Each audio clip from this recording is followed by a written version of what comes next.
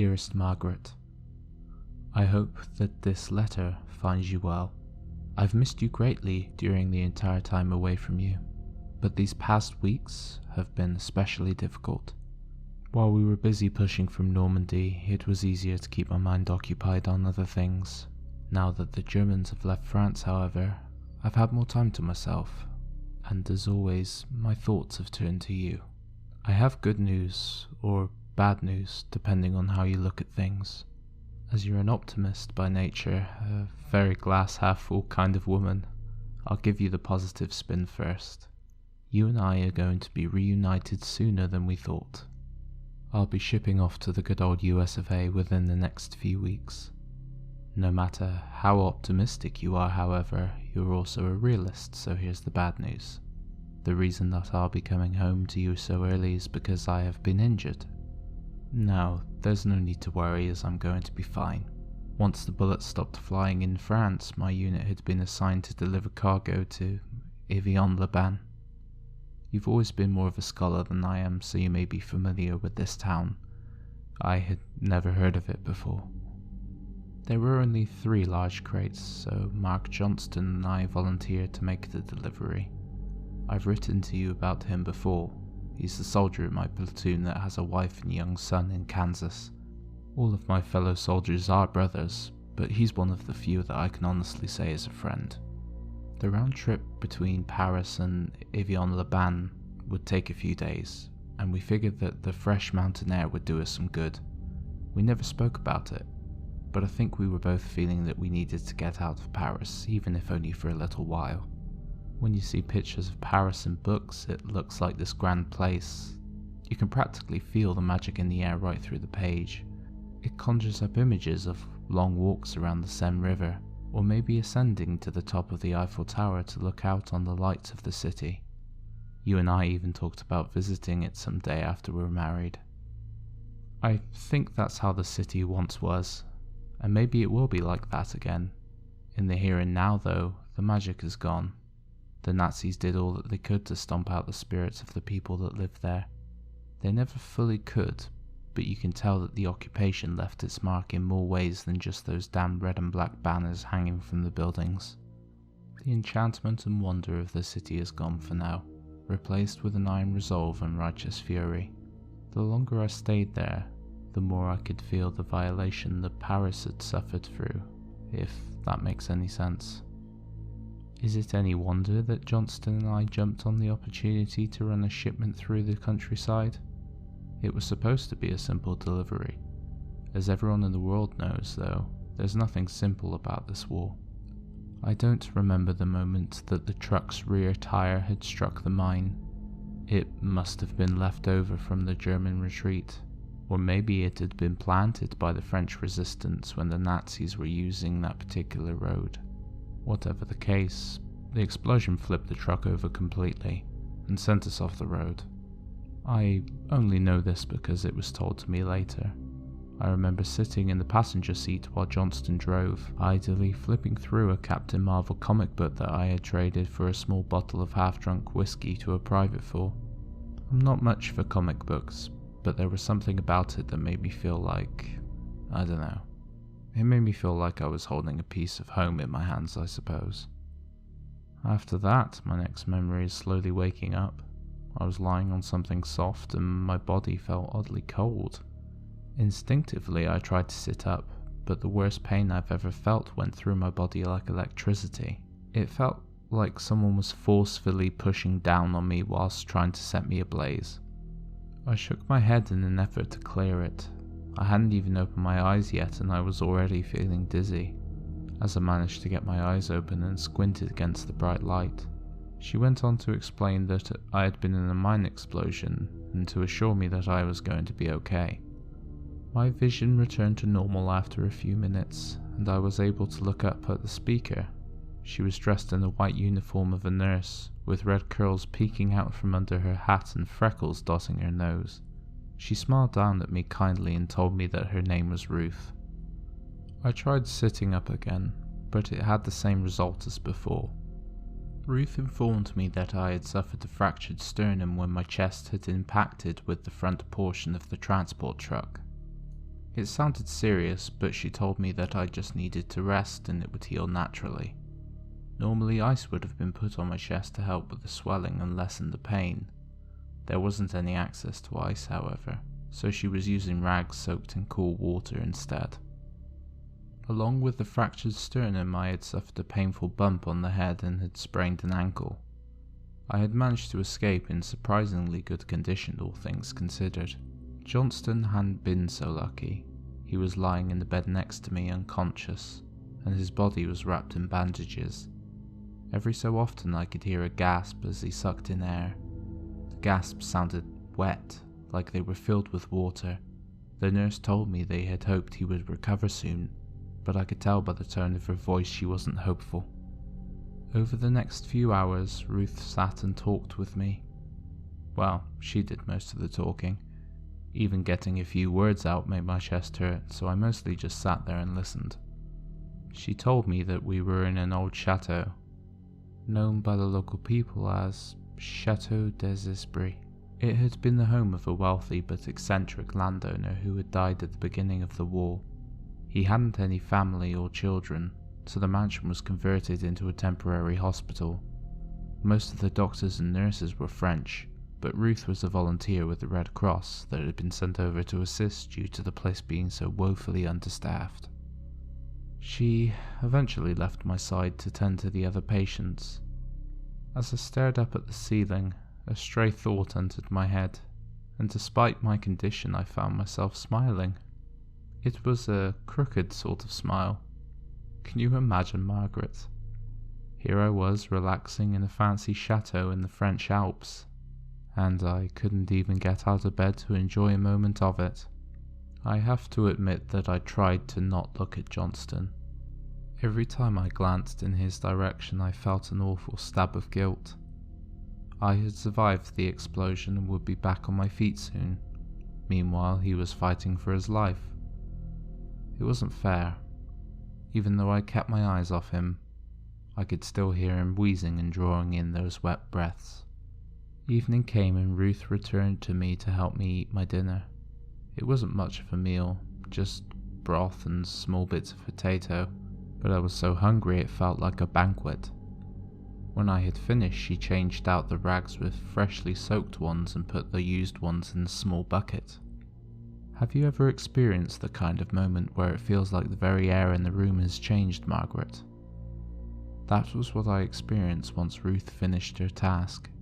Her entire demeanour went from warm and friendly to something much more serious. The smile was gone from her face, and her eyes were uncertain.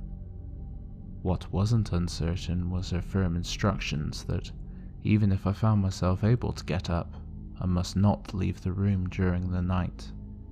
I pressed her as to why, of course, but she simply shook her head and turned to leave.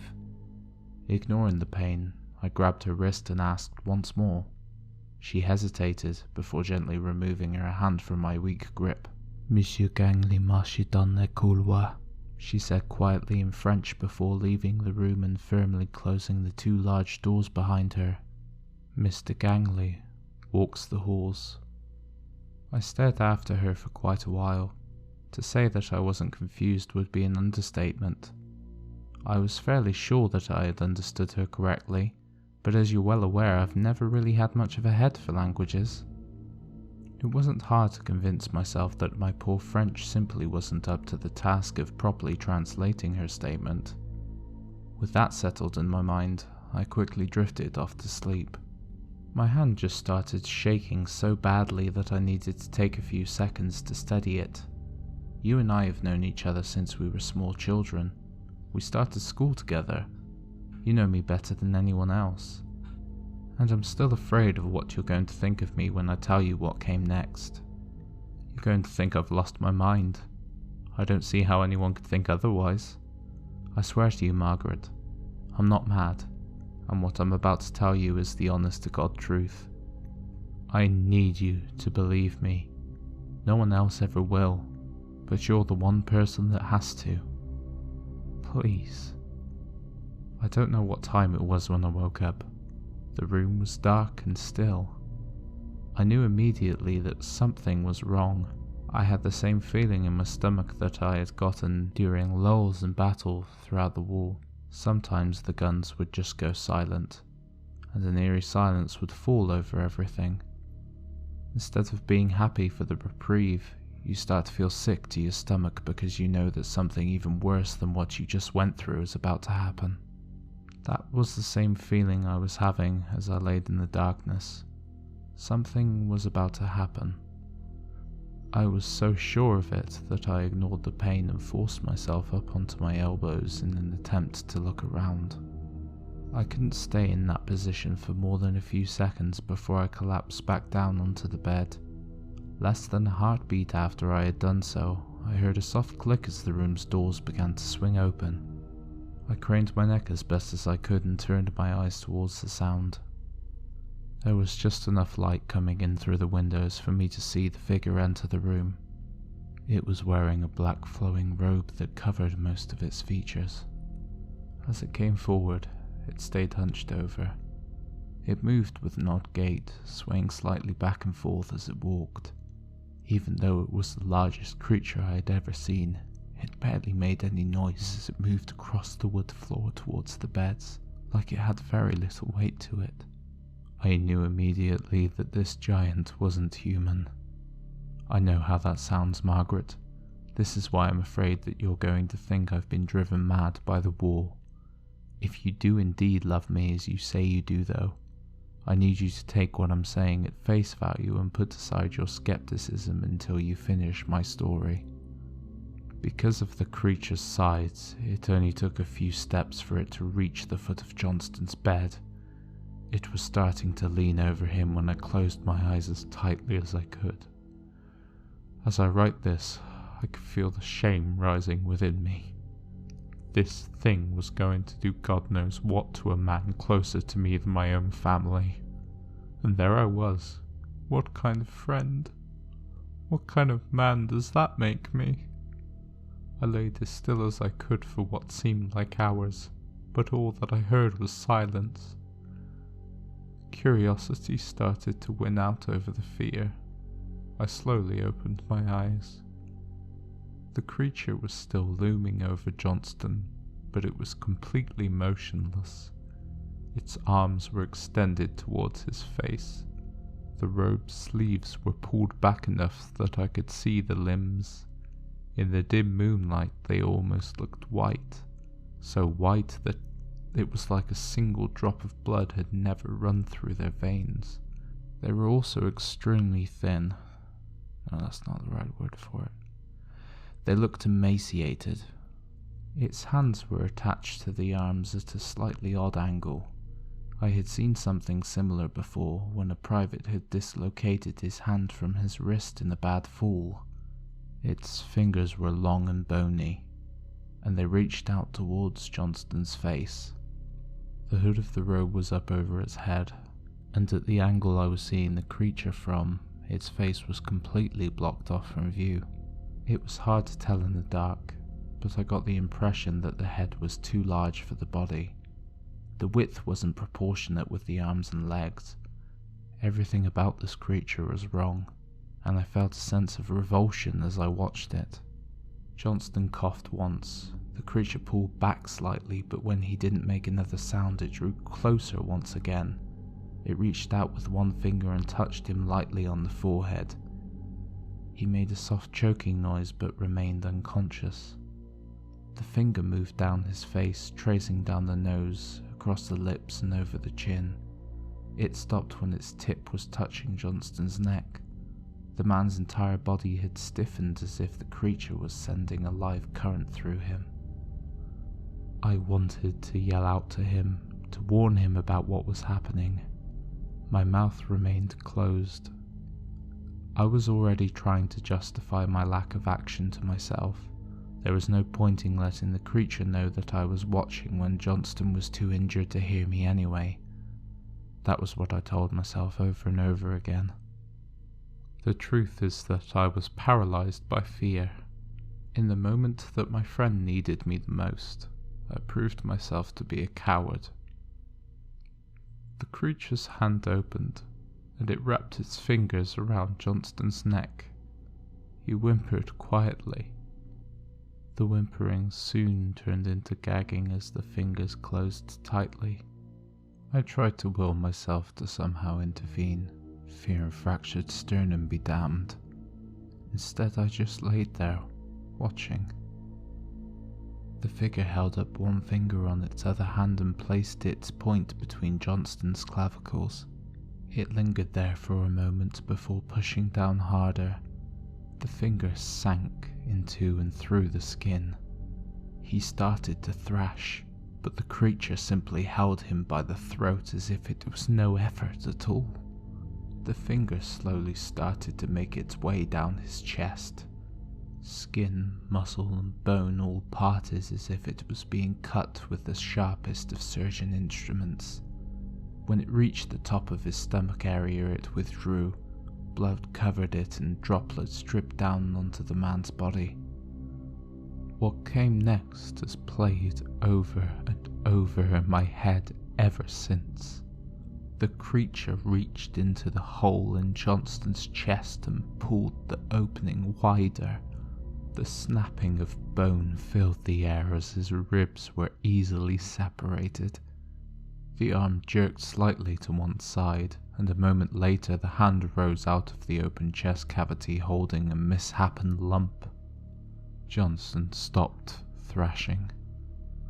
I must have made a sound because the creature turned its head towards me.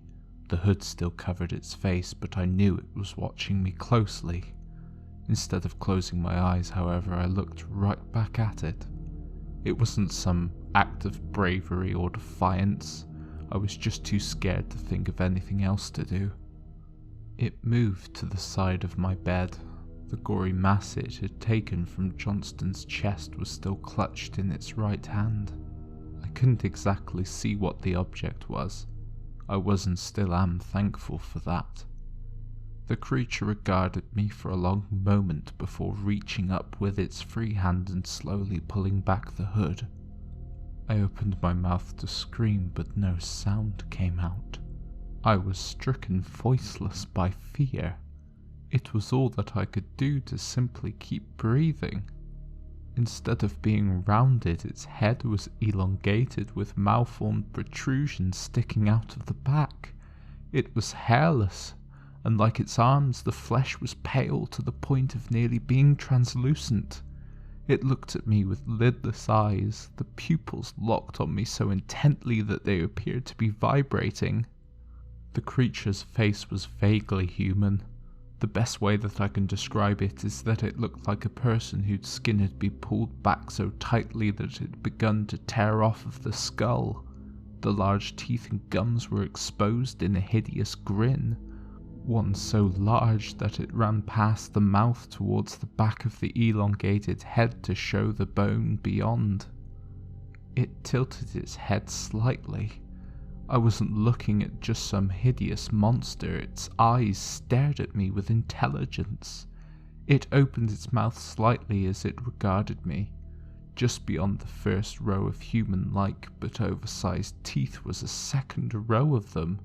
These were smaller and spaced wider apart.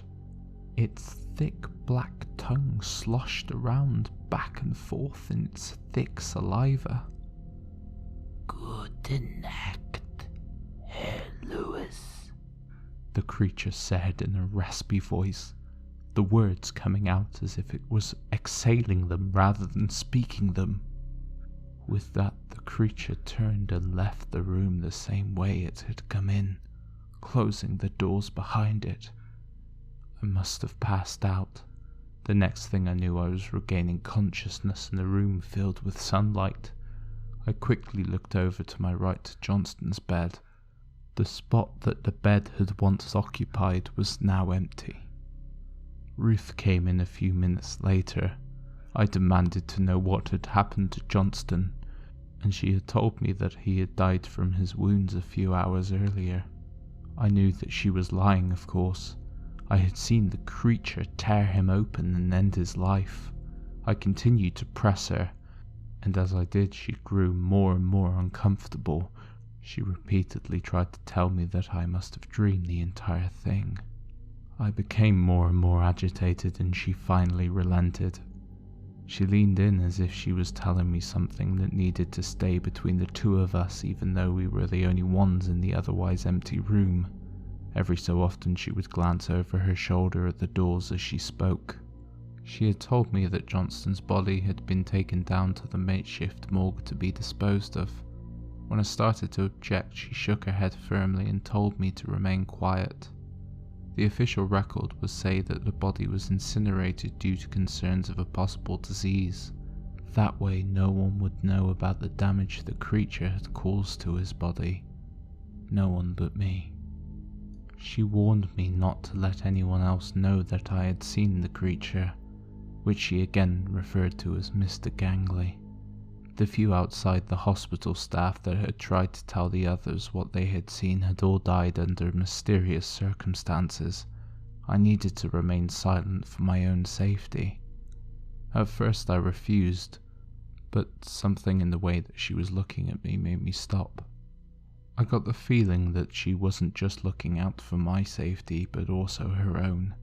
I began to understand that her current position at the chateau wasn't entirely voluntary.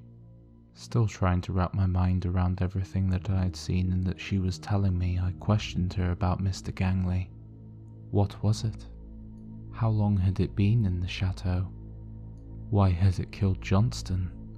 The questions spilled out of me as if they would never end. Ruth didn't have any solid answers to give me. All of the doctors and nurses at the hospital seemed to have a different theory. Some said Mr. Gangley was an experiment that had been conducted by German scientists during the occupation. Others said it was actually a German scientist itself, one that had done things to himself for some unknown reason and was still conducting experiments on the patients in this new grotesque form. She had been told by one doctor that he believed it was a demon that had been summoned by Nazi occultists. I mulled it over. Mr. Gangley had spoken to me in German. Hesitantly, not sure that I really wanted to know the answer, I asked how it had known my name. Ruth looked surprised and regarded me curiously. As she opened her mouth to speak, the doors opened and a pair of soldiers entered the room. They told me that I was being transferred to a hospital in Paris immediately. And that's where I'm writing to you from now, Margaret. I'm sitting at a small table in a private room of one of the dozens of medical facilities in Paris. It's been dark for some time, but I can still hear the sounds of talking and laughing coming up from the streets through my open window. Medically, I'm doing much better. My fractured sternum is almost fully healed, and I only have slight discomfort from it when I move around. Mentally, I'm not really sure how I'm doing. I have trouble sleeping at night, and during the day I feel like I'm walking through a dream. Sometimes I think about how I failed Johnston and feel a mixture of remorse and anger, and other times I realize that I haven't thought about him in a while, and for some reason that makes me even more angry. There are times that I debate with myself whether I should write to Johnston's wife and tell her what really happened to her husband. Each time I decide not to. Even if I could figure out how to begin to describe Mr. Gangley and what it had done to him, how could her knowing the truth be of any comfort to her? I'm scheduled to ship out for the United States 2 weeks from Tuesday. As I come to the end of this letter, however, I realize that I can't come back home to you yet. Even if you somehow found a way to forgive my cowardice, I would never be able to. God help me. I have to go back to Chateau des Esprits, where Mr. Gangley walks the halls. I love you, Margaret, and I'm sorry. Always yours, Corporal Peter Lewis, United States Army, October 14th, 1944.